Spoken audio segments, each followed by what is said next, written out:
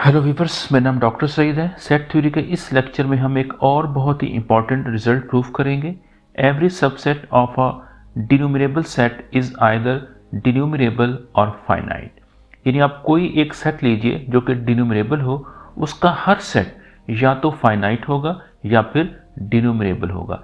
याद रखिए कि जो डिन्यूमरेबल सेट होते हैं वो ऐसे सेट हैं जिनकी सेट ऑफ नेचुरल नंबर के साथ 1 1 कॉरस्पॉन्डिंग हो। मतलब जो सेट ए है ये डिन्यूमरेबल होगा अगर हम एक ऐसा फंक्शन f या मैपिंग डिफाइन कर लें जो n से लेकर इस a तक हो और f बाइजेक्टिव हो, मतलब वो 1 1 भी हो और ऑन टू भी हो। यानी जो सेट a है इस n से इक्विवेलेंट आ जाए, यानी इसके दरमियान जितने एलिमेंट n में हैं उतने ही एलिमेंट a आ जाए, उनकी कोऑर्डिनैलिटी जो है वो सेम आ जाए।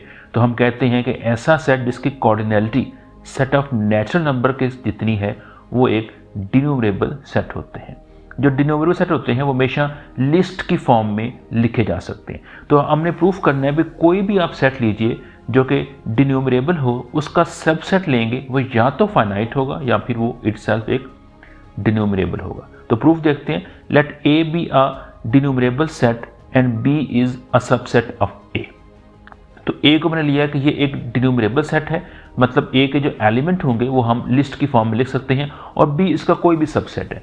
We shall prove that B is either denumerable और फाइनाइट। याद रखिए जो डिन्यूमरेबल सेट होते हैं वो हमेशा इन्फिनिट होते हैं। तो जो बी सबसेट उसका लिया ए का वो या तो फाइनाइट होगा या फिर वो इन्फिनिट होगा। अगर फाइनाइट है तो वो थ्योरम का पार्ट बन जाएगा, अगर वो इन्फिनिट है तो फिर वो डिन्यूमरेबल हम उसको प्रूफ करेंगे। अच्छा, हम क्या करते हैं, लेट ए, क्योंकि ए इटसेल्फ एक डिन्यूमरेबल सेट है तो उसके जो एलिमेंट्स हैं उनको हम लिस्ट की फॉर्म में लिख सकते हैं। तो देखिए मैंने ए सबसेट लिया है, सॉरी ए लिया है, ए इज इक्वल टू, इसके अंदर एलिमेंट क्या लिया है, A N, such that N जो है वो एक मेंबर है सेट ऑफ नेचुरल नंबर का। इसको आप डिकोड भी कर सकते हैं। आप n की लिए वैल्यू, फर्स्ट इसका वैल्यू 1 आएगी तो ये a1 बनेगा, फिर n को 2 रखिए ये a2 बनेगा, फिर a3 सो ऑन। यानी जो a के एलिमेंट है वो इस तरह a1 a2 a3 so on इस तरह लिस्ट किए जा सकते हैं। ये एक सीक्वेंस की फॉर्म में लिखे जा सकते हैं क्योंकि a जो है वो एक डिन्यूमरेबल सेट है। अब चूंकि b उसका सबसेट है लिहाजा b के बारे में दो पॉसिबिलिटी है, या तो b एम्प्टी होगा या फिर b नॉन एम्प्टी होगा। फाई कहते हैं एम्प्टी सेट को कि b अगर फाई के बराबर आ गया तो इट मीन्स b एम्प्टी होगा, और या फिर वो नॉन एम्प्टी सेट होगा। तो मैंने ये दो केस बना दिए हैं।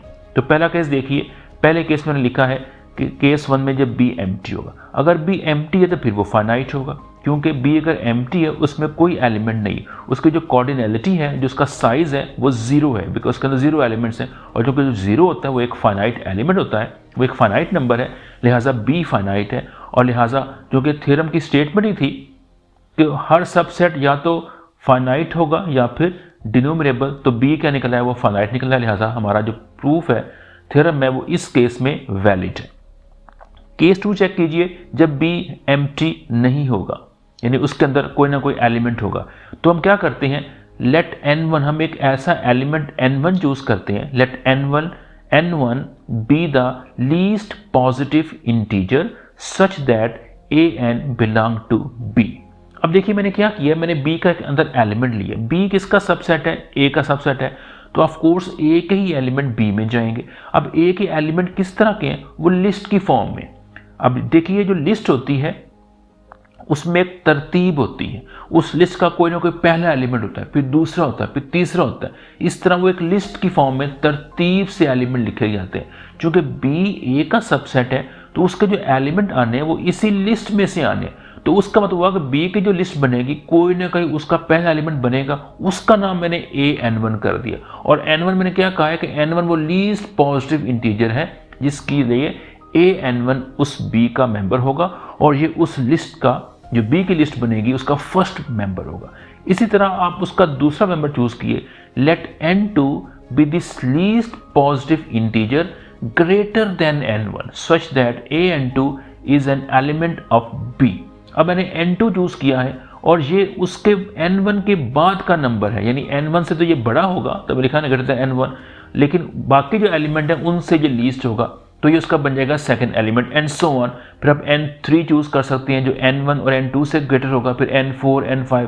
तो इस तरह b के जो आप एलिमेंट को लिस्ट की फॉर्म में जब बनाएंगे तो वो इस तरह बन जाएगी। देन क्लियरली जो बी होगा उसके अंदर एक एलिमेंट n1 आ जाएगा, an1, फिर an2 आएगा, फिर an3 आएगा, एम सो ऑन। ये सारे एलिमेंट उसके अंदर आ जाएंगे। और एलिमेंट कहाँ से आ रहे हैं? ये ए से आ रहे हैं। और देखिए ये एलिमेंट लिस्टेड है, ये लिस्ट हो चुके हैं। इज आइदर फाइनाइट, जो बी होगा या तो फाइनाइट होगा। फाइनाइट कब होगा? जब आप इसकी जो एलिमेंट्स है, इस प्रोसेस को जो आप चूज कर रहे हैं किसी जगह पे जाकर स्टॉप कर दे, तो आपका फिर बी फाइनाइट बन जाएगा। और अगर आप इसको कंटिन्यू करें फॉर एवर, तो ये फिर इन्फिनिट होगा। और चूंकि ये एलिमेंट लिस्टेड हैं, लिहाजा जो बी बनेगा वो एक डिन्यूमरेबल सेट बन जाएगा। और यही हमने प्रूफ करना था कि ए का कोई भी सबसेट लेंगे या तो वो फाइनाइट होगा या फिर वो डिन्यूमरेबल होगा। अच्छा, इसको डिन्यूमरेबल प्रूफ करने का एक मतलब इसको देखने का कि कैसे डिन्यूमरेबल है, आप इसकी डेफिनेशन भी अप्लाई कर सकते हैं। याद रखिए कि डिन्यूमरेबल सेट वो होते हैं जो n के साथ 1 1 करस्पॉन्डिंग है। तो n यहाँ पे लीजिए, जो कि आपके पास देखिए 1 है, 2 है, 3 एंड सो ऑन।